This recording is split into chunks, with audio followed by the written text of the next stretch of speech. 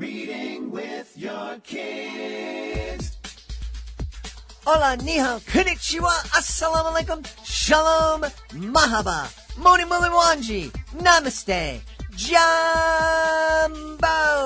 bienvenidos. Hi, my name is Jedley, and this is the Reading with Your Kids podcast.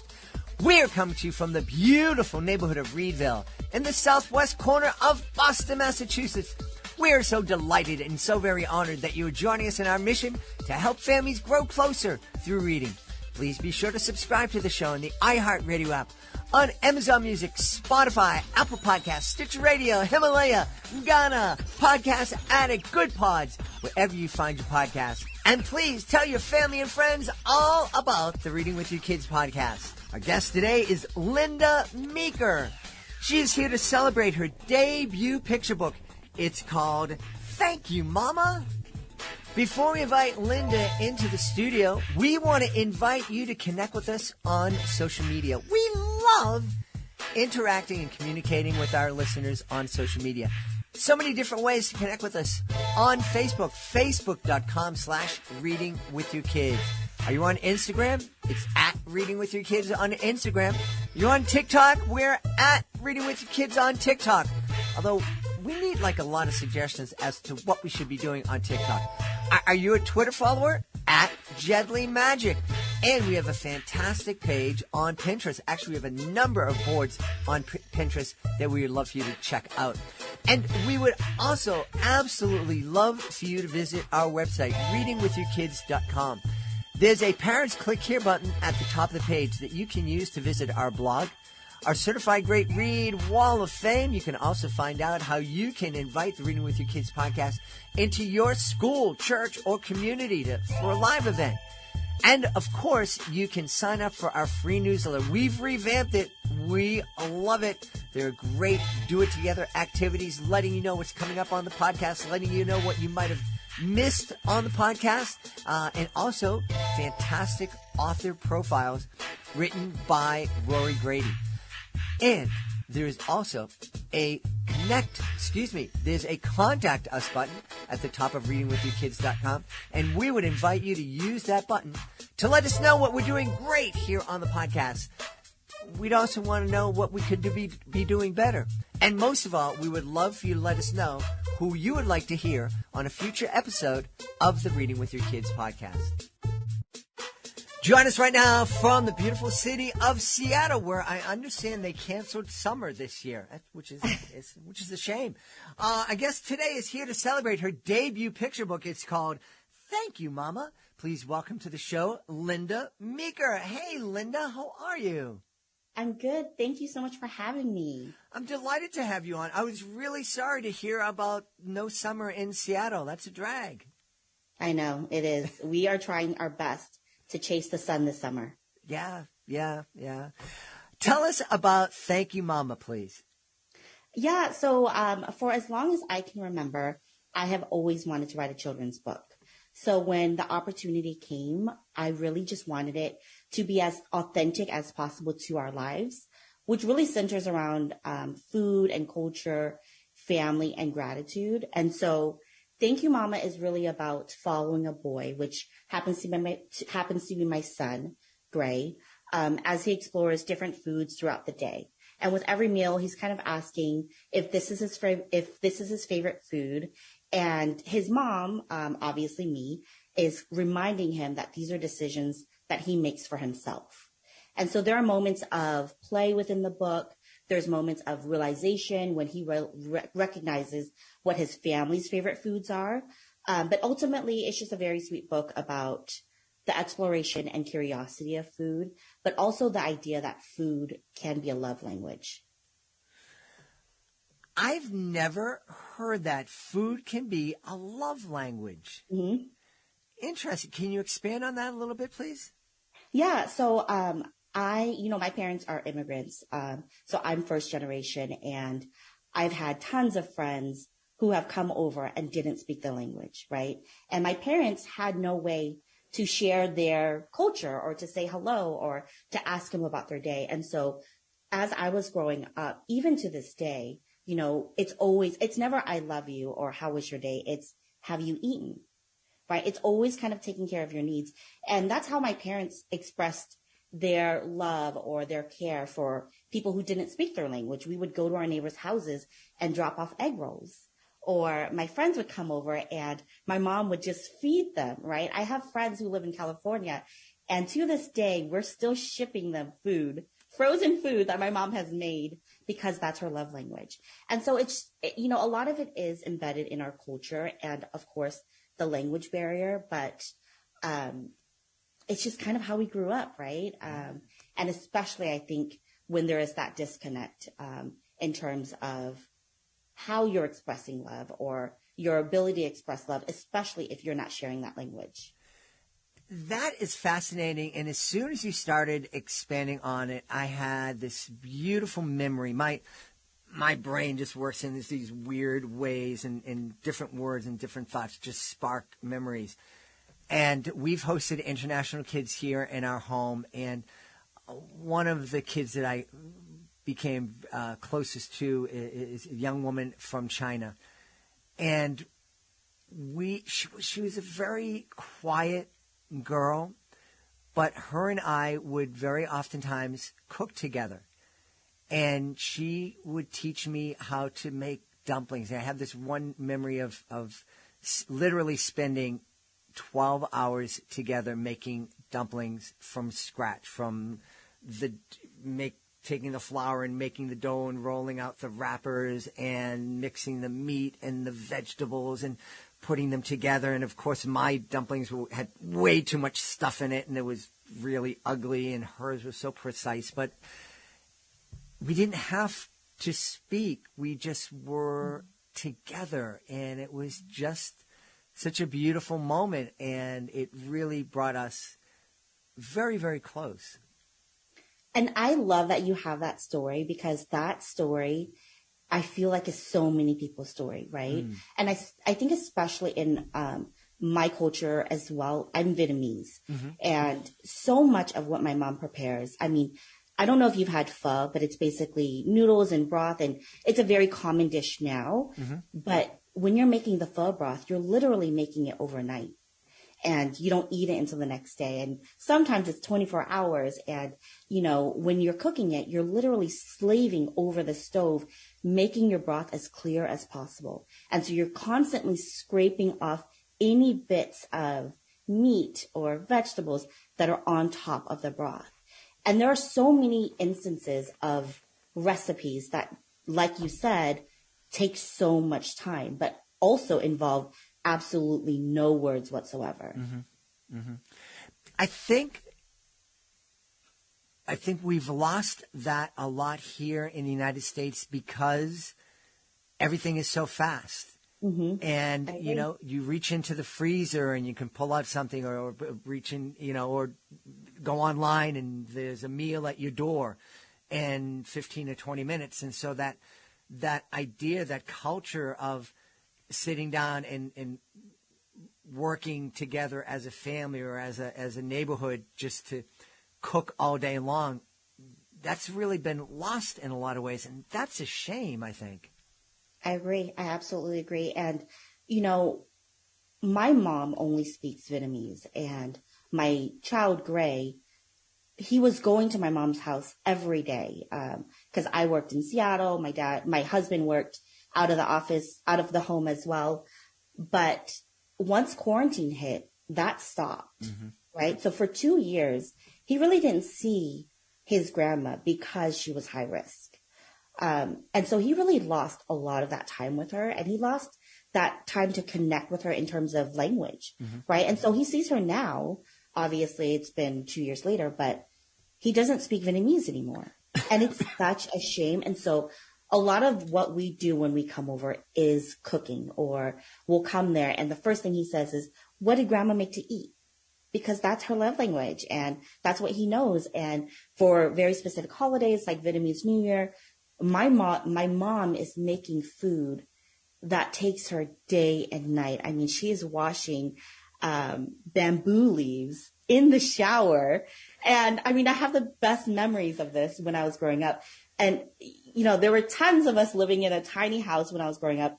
And my mom would have bamboo leaves in the shower overnight and no one could take a shower because the bamboo leaves were being cleaned. Mm-hmm. And she still does that to this day. And so it's just embedded in who she is, and it's embedded in our culture. And I absolutely agree that, there are so many instances where we should just slow down and just spend that time together. As you were saying that, I'm kind of thinking, I very much believe in a God, and that we're made intentionally, and that the world was made in a specific way intentionally. And I have a feeling that was part of our Creator's intention for us to take that time and to wash the banana leaves together and to make the broth all night long and to wrap the dumplings together for hours, because there's just no way. I can't think of another way to kind of recreate those connections that happen when we're nourishing each other in those ways. Right. And I think I even see it right now. I have so many family and friends just kind of all around me who are just so tired of the churn, right? Mm-hmm. And everyone's taking time off and people are leaving their jobs. And I think it's when the quarantine happened, it almost felt like a collective sigh. Like everyone was like, okay, I can breathe now, right? And I think people deserve that, right? And just in terms of life in general, like having gratitude and recognizing that you can have these small moments, these very small moments that are impactful and that mean so much more than the big moments, I think is such a great way to live your life. Mm-hmm. And I do believe that food is part of that. And the process of creating food together and enjoying food together, I think it's all part of that. So I absolutely agree. Yeah. And what a healthy way to kind of help our kids develop a healthy relationship with food, because so many of us here in the United States don't have a healthy relationship with food, whether it's overeating or not eating correctly or healthily, or folks who have eating disorders. I don't know if there's statistics, but I have a feeling that where we're taking the time and being more mindful when we're cooking and preparing food, there may not be as many of those issues. Yeah, I agree. I think the exploration of food and the curiosity of food are both very important things, right? And I think kind of what we were saying earlier, if there's that instant gratification, if food just comes straight from the freezer or straight from the fridge, and there's no thought process to why you're eating or why you're enjoying the food, you're just kind of eating, right? And very quickly at that, you're not appreciating your food either, mm-hmm. right? And I think I don't want to say a lot of people, but I think there are instances where we see that our child doesn't like a carrot. And so we never give them a carrot again, right? Mm-hmm. But textures change, our taste buds change, our curiosity changes. And so for me, what I've always done with my child is if he doesn't like it, I just give it to him again and then another day. Mm-hmm. Or we try it again in a month. And it has been amazing because I can tell you there's not a ton of stuff that he doesn't like. I mean, he pretty much eats everything.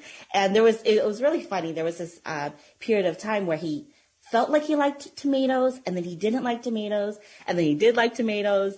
And, it's just, that's what life is, right? It's mm-hmm. a series of making decisions.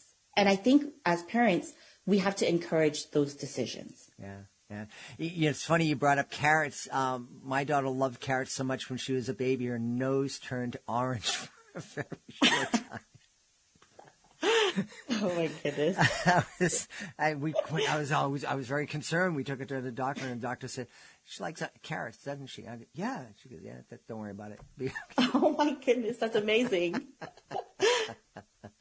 Hey, now that you are a children's author, and Thank You Mama is out there, have you caught the author bug? Is this something that you see yourself continuing to do and write more and more books? If I have the opportunity, I would love to turn this into a series. I think it would be amazing for the series to continue as Thank You Dada, Thank You Grandma, Thank You Auntie, and just exploring different things, not just food, right? Maybe it's different types of play or different types of books or nature. But I would love for it to become a series. Absolutely. Yeah. And there are really, we talk about books being windows and mirrors and sliding glass doors. I think every family should take advantage of that window aspect of books and use books to introduce our kids to the beautiful world that we're living in that is so rich and so diverse and filled with different tastes and different languages and different colors and rhythms and help our kids grow up to just love that diversity. Absolutely. When I first wrote the book, I knew that I wanted to include several Vietnamese words in the book. Mm-hmm. And so we did. And so instead of saying grandma, the book says ngoai, which is grandma translated in Vietnamese. And I thought it was so important for Gray to identify what foods he wanted in the book. And so the book is, it has oatmeal, but it also has peanut sauce, and it has spring rolls, and it has, cereal and caramelized fish and kimchi and seaweed. And I felt like that was so important because it's such a representation of who he is, of who I am, and really of the vastness of food, right? Mm-hmm. It's not just one culture. Mm-hmm. Mm-hmm. Yeah, yeah. And one of the things I love, too, is getting and experiencing the same dish but made from different cultures. Mm-hmm. And just that variety. I'm a big chicken soup guy, and I love one of the things I love about the Latin American countries that we visited is that that's such a staple in so many countries, but it's very, very different. The asopa de pollo in Puerto Rico is very different than the sancocho in Central America, and they're all beautiful and they're all delicious. Absolutely, you're absolutely right. There are different versions of the same meal everywhere. Yeah. And what a great way to say, it's like, yes, we're different, but we also, in the end, we're the same. There's so much, the sancocho is different than the asopa de pollo, which is different than chicken noodle soup, but, and which is different than pho, but it all starts with that beautiful chicken broth. Right, absolutely. Yeah, yeah. Wow, this is really, really fun. Now, is Gray old enough to understand that he's the star of Thank You, Mama? He is, and he loves that he is the star of Thank You, Mama. He is so sweet. He runs around, he tells everyone, when we have the book, like when the book first came out and we were giving copies to our family and our friends, he would run and say, this is me, this is about me. And, I wanted it to mimic our life. And so Grandma's in the book, and our late dog, Rambo, who actually passed before the book came out, but was still with us when I was writing the book, is in the book. And his auntie's in the book, and I'm in the book, and Dad's in the book. And so it's such a great representation, and he loves the book. And so he absolutely understands, and I love it. Yeah. And what's his favorite food nowadays? Right now, I would definitely say it's sandwiches. It goes back and forth all the time, but every single morning now, he wants to make a sandwich. And any particular filling? It changes. Yesterday it was peanut butter. It had to be the crunchy peanut butter. Ah. But this morning it was mayo and mustard and ham. So it changes every day. That's really important. I love it. I love it. Yeah. I love it. Yeah, yeah. Hey, Linda, please tell everybody where they can go to find out more about Thank You, Mama, and find out more about you. Yeah, so our book, Thank You, Mama, is available everywhere books are sold. That includes Amazon, Target, Barnes & Noble, tons of indie stores. Basically, anywhere that you can request a book, it is there. And to keep up with us, you can find us on Instagram or TikTok or on our website. All the same handle. It's Gray and Mama. We've had a wonderful time speaking to the author of Thank You, Mama, the debut picture book from our guest, Linda Meeker. Hey, Linda, thanks so much for spending time with us. Thank you so much for having us, Jen. Please be sure to join us for the next episode of the Reading with Your Kids podcast. We have two wonderful guests. Natasha Humer will be here to celebrate her debut book. It's called Poppy's Garden Adventure. And Anita K. Newman will be on the podcast to celebrate Clark, the colorblind chameleon. If you are the author of a fantastic children's book, we would love to invite you to visit our website, readingwithyourkids.com. Please click on the author's Click Here button at the top of the page and scroll all the way down to monthly promotion program. That way you can find out about our great monthly promotion packages. We will celebrate your book with commercials here on the podcast, with messages to our 97,000 plus social media followers. Display your book on our nationwide network of digital pedestrian billboards. We have billboards in Boston, Atlanta, Los Angeles, Sacramento, Hermiston, Oregon, Albany, New York, Toledo, Ohio. Like the four corners of the United States. And if we are participating in a live event, we will display your book at our live event. I could go on and tell you how great I think the program is, but let me share with you a couple of comments that past participants have shared. Siobhan Hong recently wrote, I am delighted with the results I got from being part of the Reading with Your Kids promotion program. It played a big part in George J. and the Miserable Monday becoming the #1 bestseller in its category on Amazon. And Julie Whitney, the author of Astra, the Lonely Airplane, she wrote, as a longtime PR professional, I am thrilled with the exposure that I received from my rhyming children's picture book entitled Astra, the Lonely Airplane. I love it. I love it. We love celebrating books. We love helping authors, and we would absolutely love to help you. Please go to readingwithyourkids.com, click on the author's Click Here button at the top of the page, and scroll on down to monthly promotion program. I want to thank the folks who made today's show so wonderful. Of course, I want to start by thanking our guest, Linda Meeker. Please be sure to check out Thank You, Mama, a great debut picture book.